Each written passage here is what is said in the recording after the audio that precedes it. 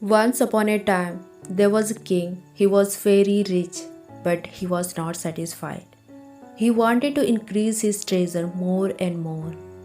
Once a monk came to king's palace. It was king's rule to fulfill any wish of a first person who came to his palace to ask for something. So king said to him, "Ask whatever you want. I will fulfill your any wish." Monk was carrying a small alms pot with himself. Holding it in hand, he said, "Just fill it with gold coins." King thought, what could be simpler than this? He smiled and said, "You could ask anything big from me, but you have asked to fill this small pot with gold coins. That is a very small deal for me." So king asked his servant to bring gold coins to fill in the pot.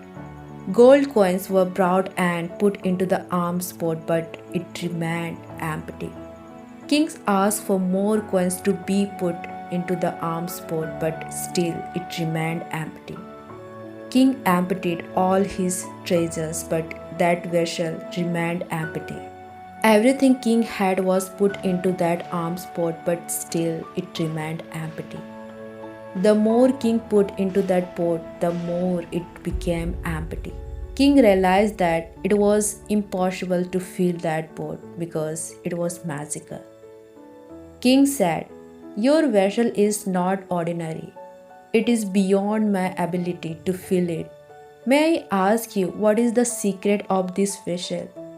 Monk started laughing and said, "There is no special secret.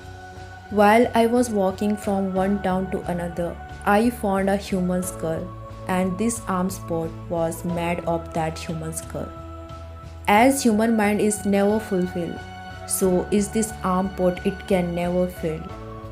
You may fill it with money, position, knowledge, fame, or whatever, yet it remains empty.